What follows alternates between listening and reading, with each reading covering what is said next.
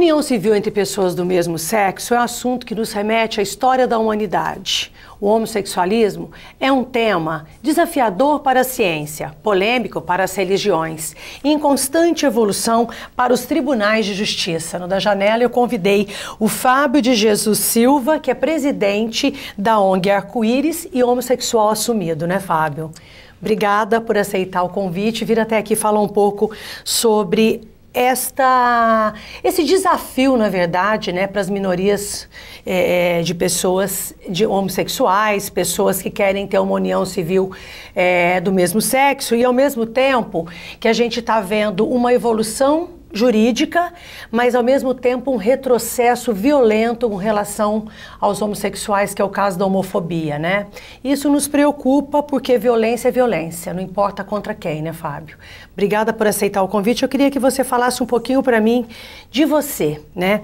Você hoje é presidente da ONG Arco-Íris, né? Como é que foi o teu caminho para chegar a dizer assim, eu sou um homossexual assumido, sabendo de todos os problemas que nós vivemos hoje em relação a esses preconceitos e essa questão? Na verdade, a gente fundou a ONG Arco-Íris em 2005, onde que a gente começou com as discussões da diversidade sexual em Ribeirão Preto. Uma das questões era a homofobia, que naquela época era uma homofobia muito grande, mas só que era uma homofobia que a imprensa não dava muito noticiário, porque existia ainda um conservadorismo na cidade. E aí, com isso, a gente fomos quebrando tabu e preconceitos e começamos a ganhar espaço dentro dessa sociedade que a gente vive. Mas quando você diz assim, ó, na época, eu como presidente, você já tinha um apoio da tua família? Como é que era você como o homossexual? Quer dizer, como é que era a tua vida? Você teve que ter um enfrentamento para assumir a tua homossexualidade? Você já tinha apoio de amigos? Você passou pelos mesmos problemas que a maioria dos homossexuais passam? Como é que foi isso, Fábio? Na verdade, eu tive muito dificuldade, foi com meu pai, né? A minha mãe não foi tanto, porque minha mãe é a única preocupação dela em questão da minha homossexualidade, que ela tinha muito medo, era que eu fosse espancado ou que alguém chegasse a judiar muito de mim. Era o medo de ver você sofrer. Isso. Que normalmente o que as mães, a maioria das mães realmente sentem, né? Isso. Agora com meu pai, a dificuldade foi, eu acho que, de eu não expressar o que é a homossexualidade, porque meu pai, na verdade, ele era um nordestino, né? Não, para ele achava que gay era aquele que assumia, ia pôr uma sainha, ia sair de mulherzinha travesti, na rua. Né? Travesti, Isso. Não colocar roupa e assumir o papel de mulher, de né? mulher. E, na verdade, depois que eu sentei uma vez com ele, e ele me expôs isso, que a minha preocupação é que você vire uma mulher. E eu falo, pai, não, eu sou homem, gosto de outro homem igual eu e não vou deixar de ser o que eu sou, entendeu? Eu vou andar como homem, vou me aparecer nos lugares como homem. Isso daí que o senhor falou é uma pessoa quando ela muda de identidade de gênero, onde a pessoa vira uma travesti ou uma transexual. Que também não é um crime, Não né? é um crime. Mas talvez seja mais complicado o entendimento, até por questões estéticas, visuais e uma série de coisas mais. E que hoje né? a gente tenta trabalhar, né, Cristina? Porque a gente vê que as travestis e transexuais, elas precisam se ressocializar. Ressocializar é mostrar para elas que elas são competentes de ter um salão de beleza, um negócio, um corte e costura. Fazer até show, se apresentar em casa de espetáculos. E não precisar de estar indo para o mundo da prostituição. Mas isso é um trabalho da nossa ONG que a gente vem trabalhando bastante. O ano passado a gente colocou mais de 20 travestis na Atento, na Telefônica, onde a gente conseguiu que elas virasse recepcionista de marketing. Largassem a prostituição. Largasse a prostituição e ir para o mercado de trabalho. Então isso daí foi uma grande vitória do movimento LGBT e até então a própria Telefônica respeitar o nome social delas, que ela se apresentasse como, vamos supor, Andréia, entendeu? Thaís e vários outros nomes. E a gente deu uma capacitação onde a Telefônica nem sabia que existia uma lei estadual que punisse qualquer pessoa que não respeitasse o nome social, seja em qualquer lugar, órgão público ou privado. Toda vez quando uma travesti vai ser atendida ou num banco ou numa UBS, ela tem que ser chamada pelo nome social dela, que é o nome de identificação, para ela não ser constrangida no meio daquelas pessoas que estão ali, né? Então isso daí foi uma grande vitória do movimento, junto com a Câmara dos Deputados Estaduais, que a gente conseguiu para o nosso estado.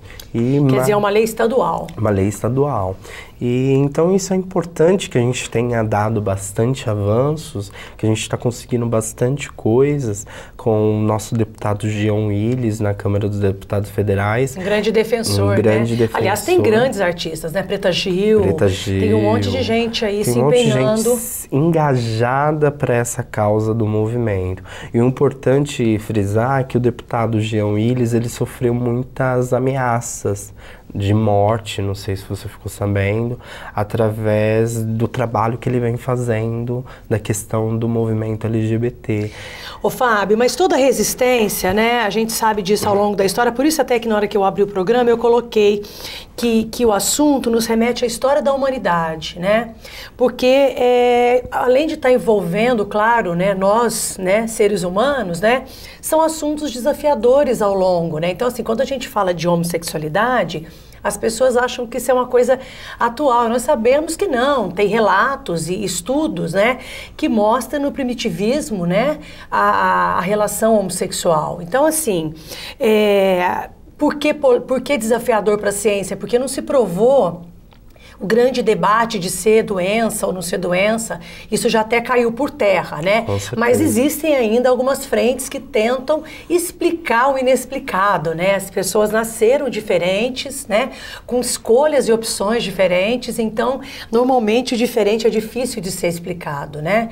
Para as religiões tradicionais, né? Para a ciência, que às vezes tem algumas resistências, mas o importante é que isso está em evolução nos tribunais de justiça. Eu queria que você falasse para mim o que nós temos de validade no Brasil hoje. Quais são as leis que protegem, né, esses direitos? Na verdade, no Brasil hoje a gente tem a Coordenadoria da Diversidade Sexual, que é vinculada ao Ministério de Direitos Humanos, onde a gente tem o coordenador à frente, o Gustavo Bernardes, um ótimo discutidor de várias questões LGBT.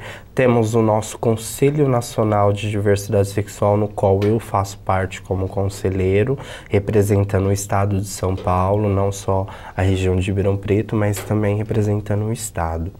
E temos hoje um grande avanço que o Tribunal Federal, o Supremo Tribunal Federal está fazendo, que foi aprovar o casamento com unanimidade, tipo 10-0 a gente ganhou. Então não teve nenhum ministro que votou contra uma lei tão importante que a gente acha hoje no Brasil. Que é a união civil entre pessoas do mesmo sexo, né? Na verdade, os deputados ainda debatem, existe uma polêmica muito grande, até por divisões ali de representações religiosas, né? E aí isso dificulta um pouco. Então o Superior Tribunal veio e definiu legal, e vocês estão conseguindo essa união através de processos com apoio do Supremo, é isso? Isso. Na verdade, a União Civil, ela veio com um grande ganho no Brasil, mas a gente tem muitas resistências ainda, principalmente com os juízes das varas de cartórios e principalmente com promotores que são contra, às vezes, rejeita vários convertimento de união civil em casamento das pessoas do mesmo sexo. Vamos só traduzir aqui, né? Depois a gente vai entrar na história do casamento, né? Vamos falar aqui da união civil entre pessoas do mesmo sexo. Como que é o procedimento? Você tem que viver tanto tempo? Quais são as características para você conseguir legalmente a união? Na verdade, você tem que ter um tempo de convivência com a pessoa, você tem que ter um contrato que a gente se chama do movimento, que a gente faz alguns anos que existe já esse contrato, antes de vir a questão da união civil estável, que que esse contrato converte em união estável. Esse contrato é feito em cartório? Em cartório. Quer dizer, eu tô com você, a gente está mais de 3 anos juntos. Aí você faz aquele contrato. Desse contrato é convertido pelo casamento normal nos cartórios, que é o casamento civil. Hétero, isso, casamento que é o casamento civil. Tá. Que a gente vem discutindo ao longo de tempos que o casamento civil não é o casamento religioso que o movimento vem brigando. Que na verdade é o grande debate de casamento, né? Porque são as palavras que às vezes, né, que às vezes perturbam um pouco o entendimento das coisas. Porque quando você pega casamento, nós estamos falando aqui, né? É uma união de héteros, é um processo de união de héteros para preservar a espécie, né? Para procriação. Então, isso daí realmente não não é a palavra que deveria definir a união de vocês, né? Isso. Na verdade, casamento vem de acalasamento vem de procriação. Em duas pessoas do mesmo sexo não pode procriar.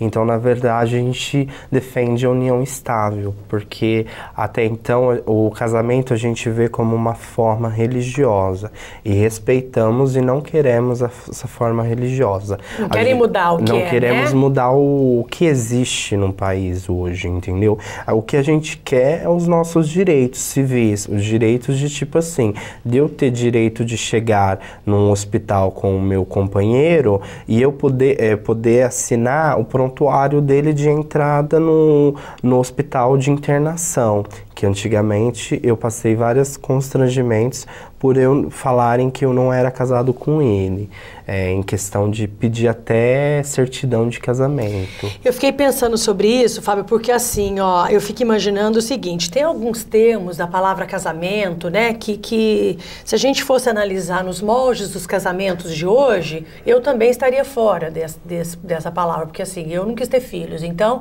eu uni com um homem, mas não quis ter filho, então eu já estou fora das definições de casamento, mas tudo bem.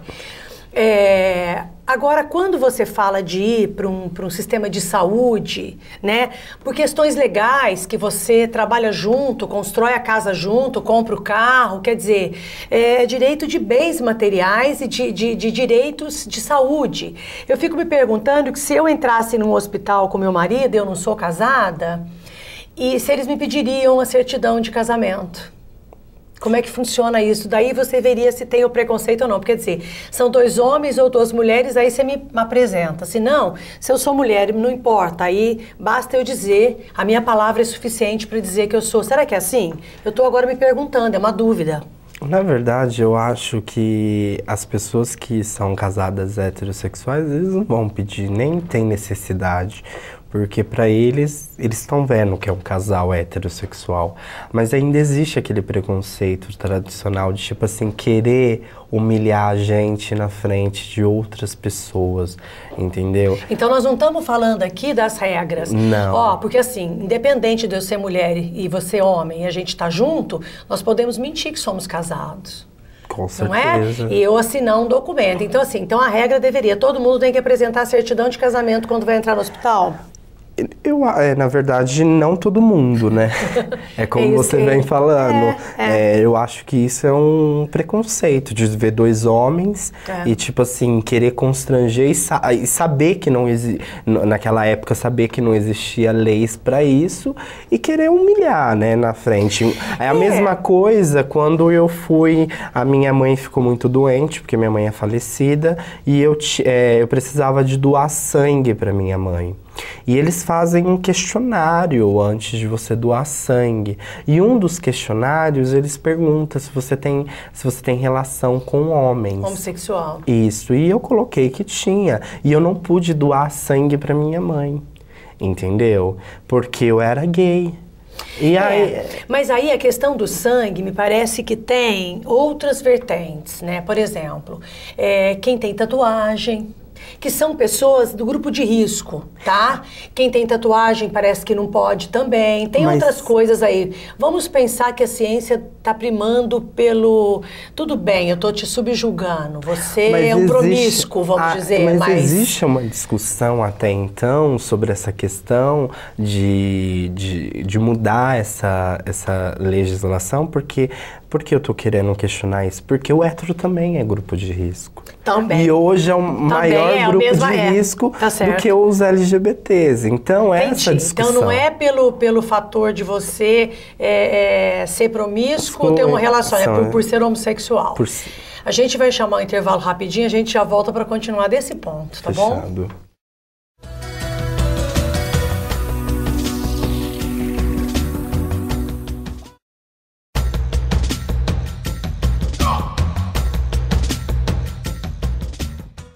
Ô, Fábio, esse debate que a gente estava fazendo aqui, porque assim, são muitas vertentes este assunto do homossexualismo, né? Desde o respeito ao ser humano, até questões dos direitos deste ser humano, e os debates e polêmicas em relação à religião, à ciência e tudo mais. Eu acho que isso é um processo, né, que é o processo das minorias, né? Todas as minorias, elas vão passar, né, por mudanças, vão ter que mudar paradigmas, né? Então, quando a gente diz, assim, o entendimento de uma pessoa aceitar um homossexual, né, a questão do negro também, e diversos outros assuntos que mexem um pouco com a estabilidade social, vamos dizer assim, né? Mas, assim, a questão do sangue que a gente estava falando no bloco anterior, nós temos uma preocupação remota aí, que eu acho que ficou até um estigma, né? AIDS, homossexual, né? Talvez isso é que pese um pouco com relação a isso. Eu queria que você me falasse da evolução em relação a esse quadro, de conscientização da classe dos homossexuais, né? Da realização do sexo seguro, tudo mais, que hoje virou até... O índice de contaminados já não são mais os homossexuais, que são os mais contaminados pela AIDS, né? Tem um projeto da minha ONG que a gente começou mês passado, que chama Arco-Íris e Prevenção na Rua. É um projeto que está sendo bastante bacana aqui em Ribeirão Preto, onde a gente vai nas boates gays, por causa que existe dentro das boates gays o famoso dark room. Que esse dark room é um quarto escuro onde as pessoas entram para fazer atos de sexo dentro desse quarto. E a gente pôs esse projeto que foi aprovado pelo Ministério da Saúde, até por questão de grupo de risco, porque a gente estava tendo algumas pessoas que estavam se infectando pelo vírus do HIV. E nisso a gente começou a fazer prevenção à noite, e não só nessas boates como a gente está fazendo a prevenção, a gente está visitando as ruas dos garotos de programa, as travestis, que são os grupos mais de vulnerabilidade. Quer dizer, são os ambientes noturnos, né? Isso. Onde acontece mais vulnerável. E que não tinha um olhar específico e um olhar preocupante para essa população. E a população que estava se infectando era jovem, de 18, 19 anos, que a gente achava isso uma dó. Mas pelo índice, hoje, até do Departamento Nacional de DST-AIDS, Ribeirão Preto não está com um número muito grande de LGBTs soropositivos. Até porque diminuiu bastante. Não sei se as pessoas estão começando a se prevenir bastante. Claro, conscientização, entendeu? claro. E pelas conscientizações, as campanhas que a gente vem fazendo sobre a AIDS. Hoje existe um comprimido que chama PEP, não sei se você já ouviu falar. Não conheço. A PEP é um comprimido onde, vamos supor, você teve uma relação exposta. Uma relação exposta sem camisinha. Dentro de 48 horas você tem que procurar uma unidade e você vai tomar esse comprimido. Esse comprimido que se a pessoa tiver AIDS ou não, ele evita você pegar o vírus da AIDS. Ele mata... Ele coíbe a transmissão no início da transmissão. Por quê? Porque 48 horas é o tempo que o vírus começa a desenvolver. E esse vírus, quando ele começa a desenvolver, ele começa num teor muito pequenininho. E que esse comprimido mata esse teor pequenininho. Ele não é tão resistente ainda. Ele não é resistente. Então, aí a medicação consegue coibir. A medicação consegue coibir ele tá junto com outras células dentro do nosso corpo, transmitir para o corpo inteiro, entendeu? Então isso daí é um grande avanço da ciência para a população. E que a gente vem divulgando, porque muita gente não sabe que existe isso. Você não perguntou para mim, eu falei para você que eu não sabia. Então a Pepe, ela veio para ajudar. Às vezes eu tô mal informada, mas assim, né, eu nunca ouvi falar, então assim, às vezes é um tema que poucas pessoas se incomodam de prevenir. Não tempo, eu acho assim que falta também divulgação do novo material para a população. Falta o poder público junto às secretarias de saúde divulgar mais esse comprimido, entendeu? Até porque para estar ajudando pessoas que se colocaram em grupo de risco. E vamos bater no ponto que eles gostam. Fica mais barato, né? Com certeza. Então, assim, do que um tratamento de AIDS. Então, vamos pensar na questão econômica da saúde, que eu acho que é importante. Saúde pública, né? Então, assim, vamos dar a medicação, porque é uma prevenção, né? Mesmo que, sei lá, eu nunca conversei sobre esse assunto, mas pode ser que não seja tão eficaz, mas se ele já dá um primeiro passo para evitar, né, a contaminação, por que não fazer isso, não é isso? É isso que a gente vem discutindo. E uma das discussões que a gente vem fazendo, porque assim, a gente sabe que todo mundo sabe que tem que usar camisinha. Mas a gente sabe que também tem pessoas que às vezes ela vai num barzinho, bebe, acaba não tendo a camisinha, naquela empolgação. E não é só de homo, nós não estamos falando só do em geral, né? Em geral. Estamos falando de forma geral. Tanto que você estava me dizendo, Cristina, hoje os contaminados com AIDS são muito mais de héteros, homens casados que levam a doença, e não é de agora isso, né? De muitos anos. Né? E o preconceito continua, quer dizer, o estigma de que o homossexual é o autor, vamos dizer assim, de toda essa problemática, né? Polêmica, dessa polêmica, Agora, Fábio, nós temos aí algumas questões históricas. Por exemplo, nós sabemos a união civil no Brasil, mesmo através do Supremo Tribunal, está permitindo que se realize, né? Mesmo com a resistência de alguns promotores, juízes em determinadas comarcas, mas é possível você conseguir legalizar a união civil, certo? E aí vem os direitos que a gente estava conversando, os direitos de divisão de bens, que construídos juntos, obviamente, de plano de saúde, né? E a gente tem que pensar o seguinte, que o ser humano, ele traz o benefício e traz o ônus como todos. Então, as empresas assumem o ônus do hétero, ela pode assumir o ônus do homem, assim o governo também. Então, isso aí não é um assunto para a gente discutir agora. Agora, vamos falar um pouco dessa questão dos avanços, assim, real mesmo, né? Quais são os avanços reais com relação ao Brasil, né, homossexual? A gente tem aqui que em 1989 a Dinamarca é o primeiro país do mundo a aprovar, né, a união entre pessoas do mesmo sexo. 11 países são totalmente favoráveis, que são países desenvolvidos, vamos dizer assim, né? Canadá, Islândia, né? Aí a gente tem Portugal, Espanha, Bélgica, Holanda, Suécia e Noruega. Aí a gente tem aqui México e Argentina. Aí a Argentina vem e aprova como primeiro país da América do Sul, né? E o México também está ali ao lado dos Estados Unidos e tudo mais. O que você acha? E aí, de repente, você pega aqui a África do Sul, aí você pega o Brasil, quer dizer, tudo bem, evolução, países mais desenvolvidos, mais fácil de fazer entender os direitos e os deveres. Mas como é que você vê o fato de, no meio disso tudo, alguns países como, por exemplo, a África do Sul, a própria Argentina e o México sair na frente com relação ao Brasil, que se diz um país tão democrático, tão aberto, né? Qual que é a realidade dos fatos, né? E ao mesmo tempo, em primeiro lugar, é isso? Com relação à homofobia, agressão contra homossexuais? A gente é o primeiro país que mais mata homossexuais e mais espanca homossexuais no mundo. Primeiro? Primeiro país. Qual que é Foi tirado isso na classificação da ONU. Desse ano, um congresso que teve da ONU sobre direitos humanos, no começo do ano, foi em fevereiro. Até então eu participei desse congresso, fui para esse, se eu não me engano, Foi no dia 13 de fevereiro.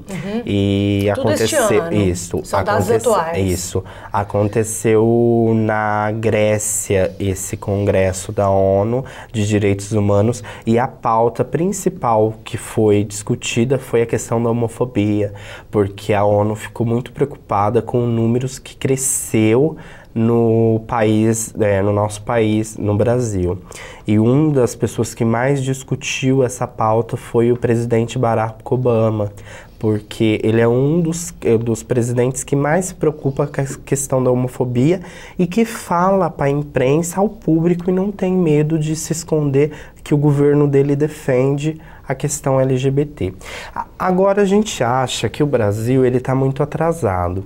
Nós achamos que a gente elegendo uma mulher que teria uma sensibilidade, um coração mais assim de mãe, a gente achou que a gente ia conseguir aprovar o casamento gay ou que fosse até feito um decreto para sancionar por Brasília.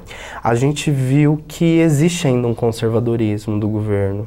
A gente acha que a gente está sendo comandado, principalmente o movimento gay, não por uma mulher, e sim por um general.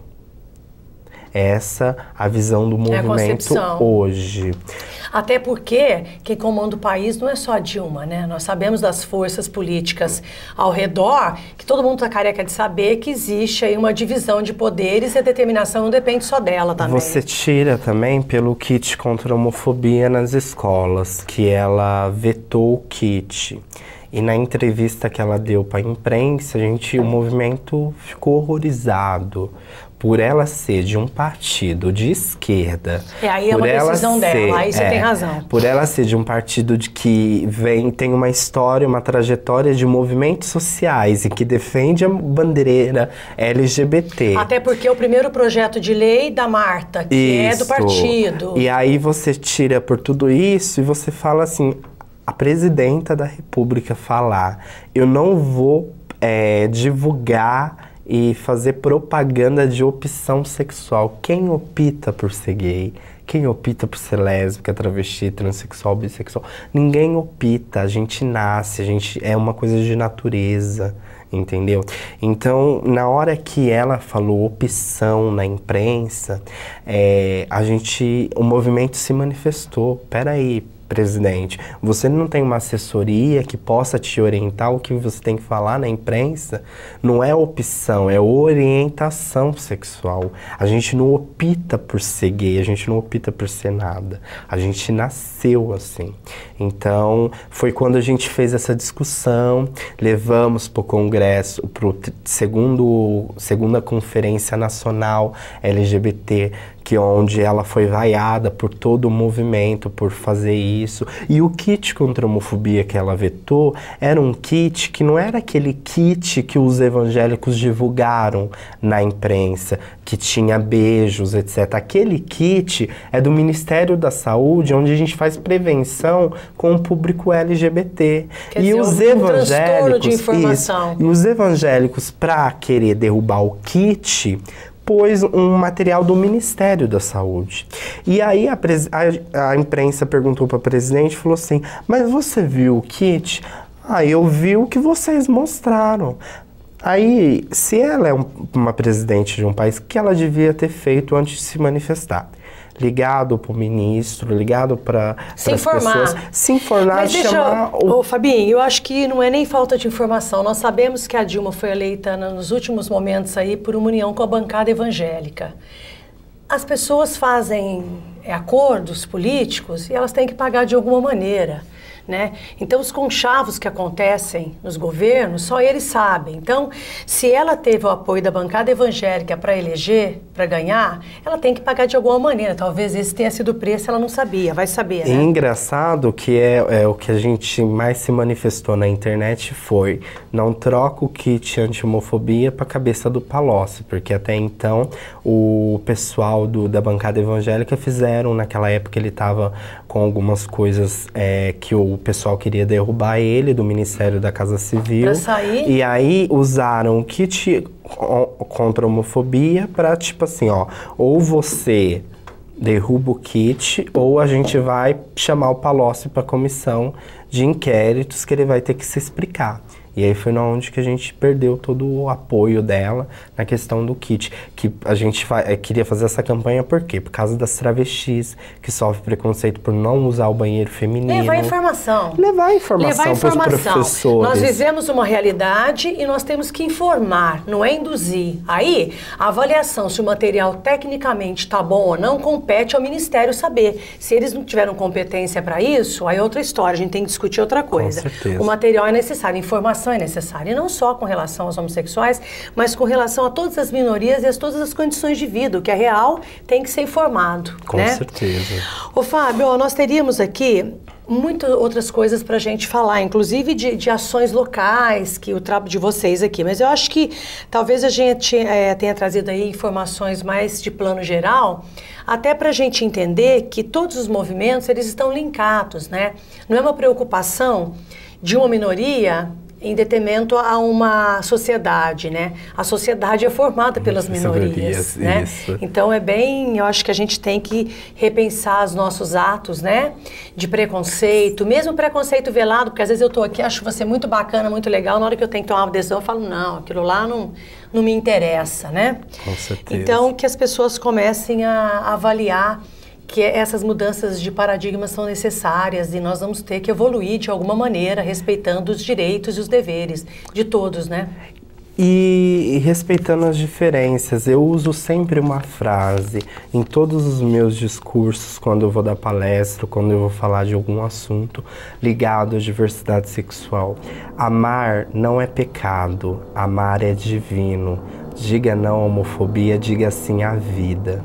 É essa frase que eu sempre uso nas minhas palestras. Porque diga não à homofobia. Eu não quero ver mais um homossexual sendo morto no meu país, na calçada do meu país, sangrando, que a nossa bandeira brasileira continua verde e amarela e não cheia de sangue nas ruas. É isso que a gente vem brigando. Violência contra qualquer uma, em qualquer espécie, né? Com certeza. Em qualquer vida.